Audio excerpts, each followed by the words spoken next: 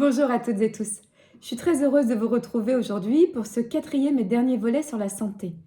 Comment être en bonne santé puisque, comme vous le savez, nous avons absolument toutes et tous les clés en main pour être en bonne santé. Alors, nous avons parlé souvenez-vous, 4 piliers. Le premier pilier, c'était le corps, l'intelligence du corps. Le second, c'était sur notre monde intérieur, les émotions. Le troisième, c'était sur le mental. Et le dernier pilier aujourd'hui, c'est sur l'énergie. C'est vraiment, j'attire votre attention sur le fait que c'est vraiment euh, la connexion, l'interconnexion entre ces 4 piliers qui vont nous permettre d'être en bonne santé au quotidien.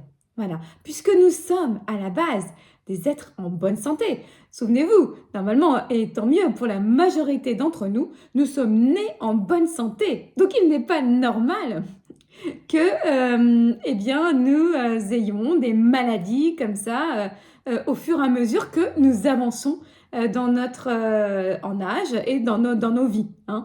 Ça, c'est quelque chose qui est absolument pas naturel. Donc, par contre, ce qui est naturel, c'est vraiment que nous sommes en bonne santé. Nous sommes nés en bonne santé, nous sommes des êtres en bonne santé et nous avons absolument tous les atouts en main aujourd'hui pour être en bonne santé. Donc, aujourd'hui, nous parlons de l'énergie. Qu'est-ce que vous savez de l'énergie? Que connaissez-vous de l'énergie? Eh bien, je me rends compte que la plupart d'entre nous, globalement et collectivement, nous avons une vision vraiment, j'allais dire, binaire de l'énergie, une vision très réductrice de l'énergie qui est celle-ci. L'énergie, c'est rapporté à l'énergie mécanique. C'est-à-dire que on nous a dit depuis qu'on est petit, en gros, on mange des légumes, 5 légumes par jour, voilà, 5 fruits et légumes par jour, tout à fait marketing, hein, mais bon, voilà, c'était un petit aparté. Donc, mange tes légumes, dors bien, mange bien, dors bien, et puis comme ça, tu vas monter, prendre de l'énergie, et puis être en bonne forme et en bonne énergie. Voilà. Et bien oui, bien sûr que c'est du bon sens et que c'est vrai tout cela, hein, absolument. Mais néanmoins, il n'empêche pas que c'est une vision extrêmement réductrice et primaire de ce qu'est l'énergie, puisque nous savons maintenant, depuis près d'un siècle, hein, les recherches en physique quantique notamment, nous ont montré quoi? Que le vide, c'était de l'énergie. Le vide, ce n'est pas rien, c'est de l'énergie.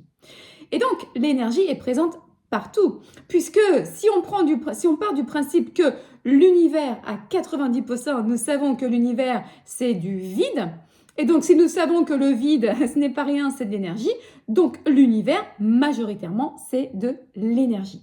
D'accord? Deuxième chose, eh bien, nous savons que toute matière est composée d'atomes, d'accord? Donc, mon corps est composé d'atomes, votre corps est composé d'atomes, la chaise sur laquelle je suis assise est composée d'atomes, le bureau, tout est composé d'atomes. Ok. Deuxième chose, seulement, nous savons aussi qu'un atome, si on dissèque l'atome, si on découpe l'atome, qu'est-ce qu'un atome? Comment il est foutu l'atome? Eh bien, de cette manière-là, on peut se le représenter par un cercle, hein, comme une sphère. À l'intérieur de cette sphère, vraiment un noyau, un tout petit noyau, et autour des électrons qui gravitent autour. Et là où c'est intéressant, c'est de passer sur l'échelle de l'atome. Si on se représente un petit peu la manière dont c'est foutu, l'échelle dont c'est foutu, eh bien, on imagine que le noyau à l'intérieur, c'est une cacahuète. Cette cacahuète, on va la poser en plein milieu d'un stade de foot. Voilà, et ça, c'est l'enveloppe autour de l'atome. Et puis, il y a les électrons qui gravitent autour. Donc, nous savons également que l'atome, il est composé à 90% de vide. Qu'est-ce qu'on est en train de dire là, en fait?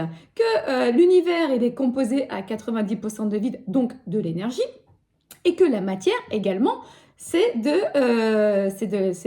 vide à 90%. Nous, en tout cas, nos corps sont du vide à 90%. Donc, nous sommes de l'énergie. Eh bien, si l'univers, c'est de l'énergie et que nous sommes de l'énergie, en fait, tout est énergétique. Donc, comment ça se fait que cette question d'énergie qui est absolument fondamentale, vous l'aurez bien compris maintenant, eh bien, elle est passée à la trappe? Pourquoi on ne nous en parle pas en fait? Pourquoi on ne nous dit pas que en tant que être humain, hein, être vivant, comme tous les autres êtres vivants d'ailleurs, eh bien nous sommes tout à fait capables de créer et d'intervenir, d'agir, d'interagir au quotidien sur ce que nous sommes, sur notre santé, et puis sur la vie que nous nous créons autour de nous, puisque tout est énergie. Enfin, c'est pas parce que ce n'est pas visible que ça n'existe pas, parce que cette croyance aussi collective, eh bien, je peux dire qu'elle nous a fait quand même vachement de tort toutes ces années-là. Je ne crois que ce que je vois. Mais c'est complètement con, en fait. Hein, c'est complètement con, cette histoire. Parce que, bah oui, je crois pas en mes pensées parce que je les vois pas, mais pourtant elles sont bien là, mes pensées, elles existent, n'est-ce pas? Je vais pas croire au micro-ondes de l'outil qu'on a dans la cuisine là, parce que je les vois pas. Bah non, en fait. Et donc, comment ça se fait que nous n'avons jamais pris cette question capitale de l'énergie et finalement, elle n'est jamais abordée. Elle n'est toujours pas abordée à l'école aujourd'hui. Alors que c'est fondamental.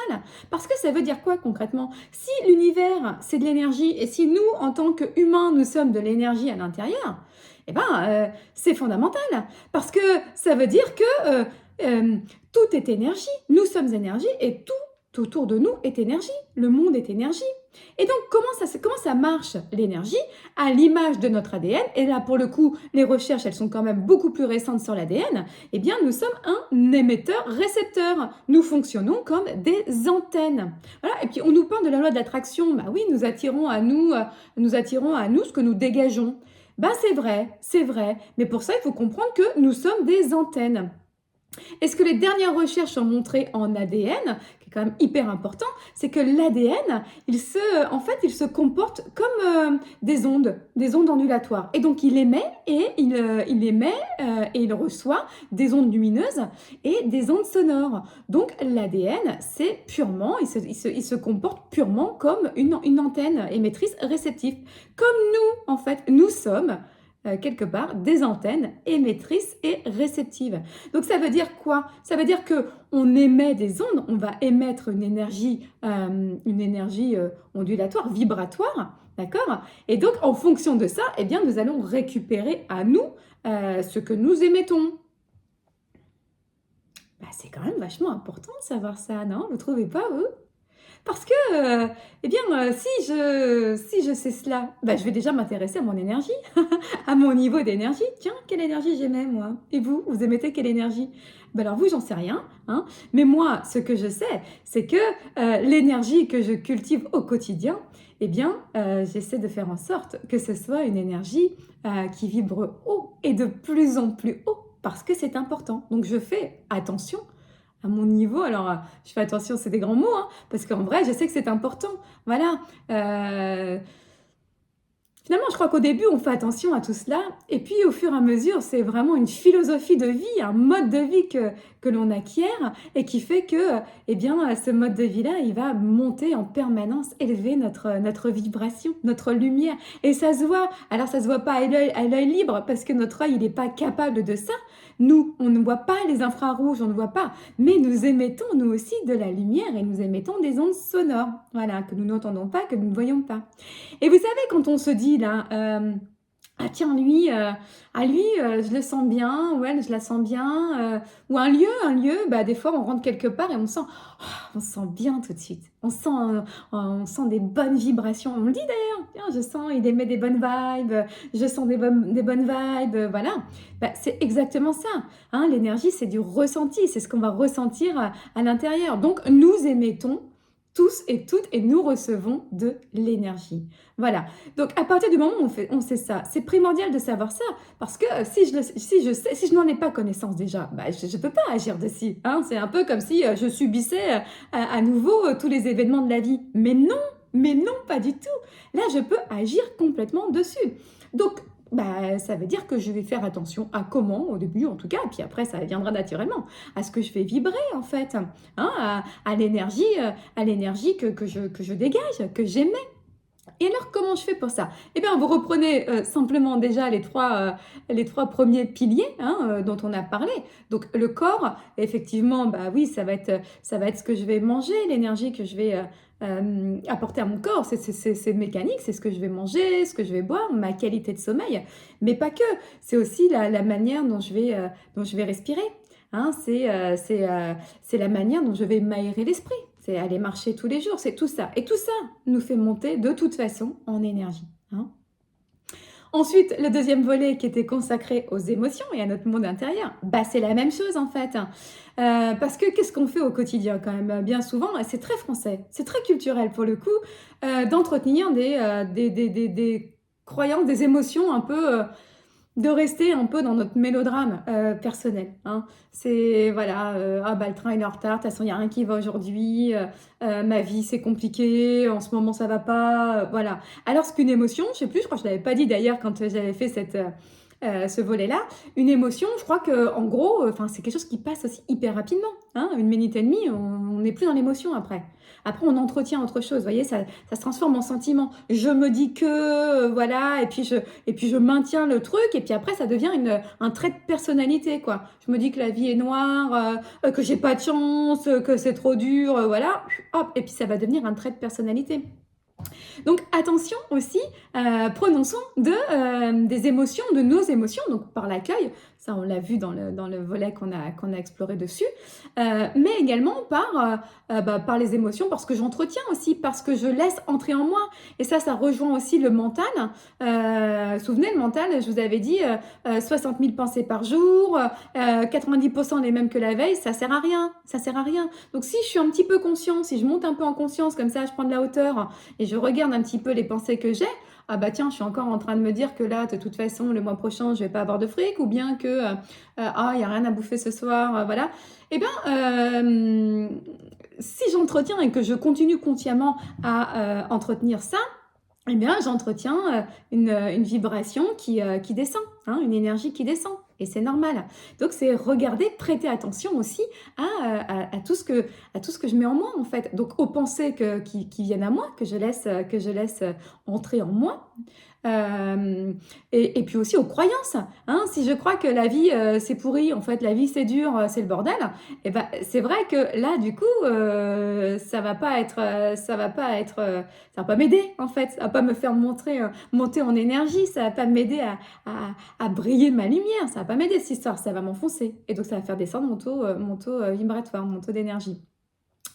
Voilà. Donc, bien sûr qu'il y a des choses que je peux faire en conscience, d'accord? Parce que je suis conscient que bah là, à ce moment-là, j'ai une pensée qui va pas m'aider. Et puis, il y a mon inconscient derrière. Vous vous souvenez, on en a parlé aussi, toutes ces blessures émotionnelles. Donc, il y a la part de nous dont on a conscience. Je suis consciente que j'alimente telle pensée, je suis consciente que j'alimente telle émotion. Et puis, bah, il y a ce qui est inconscient aussi. Donc, l'énergie, elle a vraiment notre quota énergétique, il est lié avec les deux, hein, avec ce dont j'ai conscience et puis avec ce dont j'ai pas conscience non plus. Voilà. Et là, bah, pour le j'ai pas conscience, on en a parlé aussi, c'est d'aller peut-être se faire accompagner pour voir comment je peux prendre soin de mes blessures si moi-même je n'y arrive pas tout seul. Puis je crois que de toute façon, à un moment donné, on en a tous besoin dans notre vie. Voilà, c'est normal. Ah oui, j'ai entendu il y a pas longtemps aussi, oui, c'est encore délicat de parler d'aller voir un thérapeute, un psychologue, même un coach aussi. Voilà, bon, c'est quand même démocratiser le coach, mais parce que ça touche, en tout cas dans l'imaginaire des gens, peut-être à quelque chose qui est moins intime. Mais c'est normal, hein, comme je l'ai dit dans la dernière vidéo, c'est normal de ne pas aller bien à certains moments, c'est normal. Et c'est même pour moi primordial, je pense qu'on devrait tous apprendre ça aussi quand on est petit, c'est primordial d'aller demander de l'aide et d'aller se faire accompagner à un moment donné par quelqu'un qui peut nous aider en fait. Et notamment à aller voir ce dont nous n'avons pas conscience et à prendre soin de ça, à guérir ça s'il y a besoin. Et nous avons tous besoin de ça parce que nous avons tous des blessures. Voilà, nous avons tous des blessures émotionnelles et des traumatismes plus ou moins lourds au fond de nous en fonction de nos histoires. Voilà, donc tout cela. Donc il y a la partie consciente, il y a la partie inconsciente qui va contribuer à gérer aussi à alimenter notre niveau d'énergie. Voilà. Et puis bah, qu'est-ce que ça fait tout ça? Parce que être en énergie haute ou en énergie basse, bah, vous voyez aussi que... Ah oui, une dernière chose que je voulais vous dire aussi, regardez les nouvelles, hein, les infos à la télé, là, on sait voilà, que ça nous met bien sûr en énergie basse parce que c'est le verre à moitié vide. Hein, en permanence, c'est ça. Mais voilà, c'est la culture de la peur, c'est la culture du négatif, et on est alimenté en permanence dans notre société de ça. Les jeux vidéo pour nos enfants, les films qu'on nous met télé, cinéma, voilà. Si, donc c'est vraiment faire attention. Qu'est-ce que j'autorise aujourd'hui à rentrer en moi ou pas, quoi? Quelle énergie j'autorise à venir m'alimenter ou pas? Est-ce que je m'alimente avec de l'énergie, tout comme ce que je mange, l'énergie mécanique dont on parlait, est-ce que je m'alimente avec des choses qui vont m'apporter du positif ou pas, en fait? Voilà. Et c'est vraiment ça qui va faire et contribuer à monter notre niveau notre niveau d'énergie. Et puis, une dernière chose aussi, c'est, il y a vraiment quelque chose de fond. C'est vraiment comment ma vision des choses, ma vision de la vie. Si ma vision de la vie, elle n'est que mécanique aussi, et que c'est aller manger métro, boulot, dodo, on disait ça avant, mais c'est un peu ça en fait. Si je me lève juste pour aller manger, pour aller travailler, je gagne de l'argent pour manger, je pars en vacances, et voilà, ce cercle dans lequel bon, c'est normal qu'au bout d'un moment, je pète un plomb, hein, j'ai plus envie d'être dans ce cercle-là, parce que quel sens il a, ce cercle, en fait? Quel sens profond il a? Quel sens je donne profondément à ma vie? Bah, pas grand-chose, en fait, hein. Si c'est un cercle mécanique, nous sommes nous-mêmes des trottinettes électriques, hein, on peut dire ça comme ça aussi, quoi. Voilà. Voilà ce que je voulais vous dire. Et c'est important, ce niveau d'énergie. Il est tellement important. Parce que c'est vraiment ce niveau qui va me permettre de, alors, il y a 2 choses. Il y a moi d'être bien au quotidien, et je le ramène vraiment à la santé, en fait. Parce que quand je suis pas bien, plus j'ai un niveau bas, et plus, effectivement, les pensées noires vont rentrer. Et c'est un cercle vicieux. Plus je m'alimente, en fait, de choses négatives, qui vont au quotidien contribuer à baisser mon énergie. Et c'est comme ça que j'attrape des maladies. C'est comme ça aussi que je dis pas que si je suis en énergie haute, j'ai pas de maladie, hein. C'est pas du tout ce que je dis. Mais je dis quand même que je mets toutes les chances de mon côté pour en tout cas être plus résistante. Et on le voit, même le virus qui passe, même tout ça, souvent, c'est pas grave. De toute façon, on y accorde moins d'importance, en vrai. Donc voilà, tout ça a moins d'impact. Et ça, c'est hyper important. Hyper important. Voilà. Voilà ce que je voulais vous dire aujourd'hui. Pourquoi cette question de l'énergie, elle est capitale? Ah oui, c'était le deuxième point que j'avais oublié et que vraiment je voulais vous dire. Eh bien, pour moi, pour ma santé, pour la santé de mes proches, pour ce que je vais dégager, hein, en tant qu'antenne émettrice, ce que je vais dégager. Et ce que je dégage, du coup, je le donne aux autres, je l'offre au monde. Voilà, donc c'est important de prendre soin de cela. Et puis la deuxième chose, c'est que je vais recevoir aussi ce que j'émets. Donc si j'émets du négatif, vous avez bien compris que j'allais recevoir pas mal de négatif en retour. Voilà. Je ne suis pas en train de dire non plus que si j'émets du positif, tout ce qui va arriver va être joyeux. Parce que tout dépend de ce qu'on met derrière négatif, n'est-ce pas?